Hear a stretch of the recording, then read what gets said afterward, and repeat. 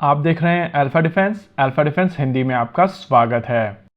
इस वीडियो को शुरू करने से पहले मैं सबसे पहले अपोलोजाइज करना चाहता हूं अपनी अनअवेलेबिलिटी के चलते।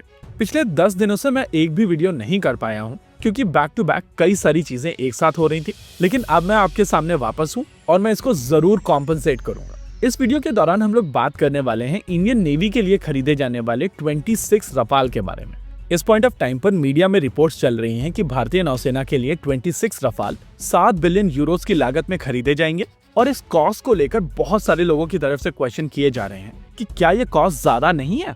इस वीडियो के दौरान हम लोग इसी चीज को एनालाइज करने की कोशिश करेंगे और समझने की कोशिश करेंगे कि यहाँ पर कॉस्ट का क्या एंगल है और हम लोगों को इसको कैसे देखना चाहिए। लेकिन ये एनालिसिस शुरू करने से पहले आइए समझ लेते हैं कॉन्टेक्स्ट को। नेवी डे के आसपास इंडियन नेवी को लेकर बहुत सारी न्यूज निकली थी और उनमें से एक न्यूज थी कि आने वाले 2-3 महीनों के अंदर इंडियन नेवी के लिए रफाल अप्रूव कर दिए जाएंगे। इस समय भारतीय नौसेना के पास में 2 एयरक्राफ्ट कैरियर हैं, लेकिन इन दोनों एयरक्राफ्ट कैरियर्स को अपने फुल पोटेंशियल पर ऑपरेट करने के लिए भारतीय नौसेना के पास में एयरक्राफ्ट नहीं है।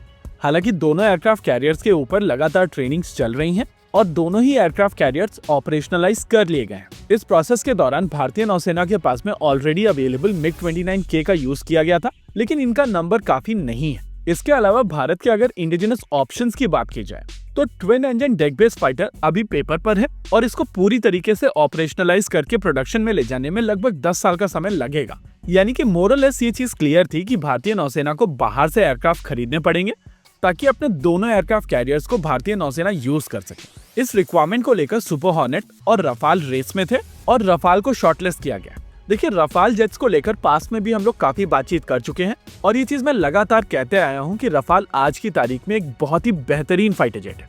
लेकिन इस पॉइंट ऑफ टाइम पर हम लोग एक ऐसी सिचुएशन में खड़े हुए हैं जहां पर हर एक फाइटर जेट नए वेपन सिस्टम्स, नए सेंसर्स, नई इलेक्ट्रॉनिक्स और नई एवियोनिक्स को रिसीव कर रहे हैं। लेकिन रफाल एक कंप्लीट पैकेज है और आने वाले कुछ सालों तक ये कॉन्टेम्परेरी फाइटर जेट रहने वाला है। लेकिन अनफॉर्चुनेटली रफाल को लेकर अपग्रेड्स काफी दूर है। इसके अलावा इसके सभी कॉम्पिटिटर्स नए सिस्टम्स, नए वेपन सिस्टम्स और नए सेंसर्स रिसीव कर रहे हैं और कहीं न कहीं रफाल उस रेस में पिछड़ता दिखाई देता है।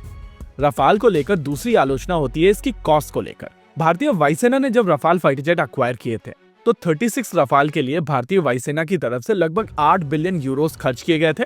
हालांकि इस 8 बिलियन यूरोस की लागत में भारतीय वायुसेना को performance based logistics, infrastructure, training, weapon systems, simulators etcetera बहुत सारी चीजें मिली थी और इस कॉस्ट के बेसिस पर आप रफाल फाइटर जेट की कॉस्ट नहीं निकाल सकते।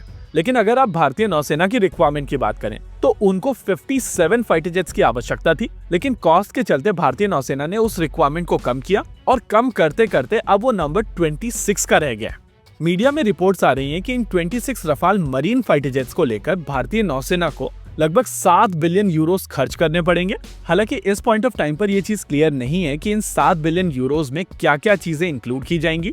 क्या यहाँ पर एक और परफॉर्मेंस बेस्ड लॉजिस्टिक्स होगी? क्या उसका नंबर भारतीय वायुसेना से बेहतर होगा? क्या यहाँ पर ज्यादा टेक्नोलॉजी ट्रांसफर को लेकर बातचीत होगी? क्या यहाँ पर इंजन को लिंक किया जाएगा? इन सभी चीजों को ध्यान में रखते हुए इस 7 बिलियन यूरोस के नंबर को लेकर अभी किसी भी तरीके की ओपिनियन बनाने का कोई मतलब नहीं। मैं पर्सनली कहूंगा कि हम लोगों को अभी यहाँ पर वेट करना चाहिए और जब ये डील एक्चुअली साइन होती है तब जाकर हम लोगों को पता चलेगा कि ये एग्जैक्टली क्या नंबर है, इसमें क्या क्या कंपोनेंट्स हैं और इन कंपोनेंट्स की क्या क्या कॉस्ट है। यानी कि इस समय इस प्राइस टैग को जज करना सही नहीं होगा। और आप सभी को याद होगा जब MQ-9B की डील हुई थी तो इनिशियली कॉस्ट लगभग $4 बिलियन की बोली गई थी, लेकिन फाइनली जब ये डील साइन हुई थी तो इसकी कॉस्ट लगभग $3 बिलियन की थी। यानी कि हम सभी को डील तक का वेट करना चाहिए। इसी के साथ आज के इस वीडियो में रखते हैं केवल इतना ही। वीडियो को अंत तक देखने के लिए धन्यवाद। देखते रहिए अल्फा डिफेंस। जय हिंद।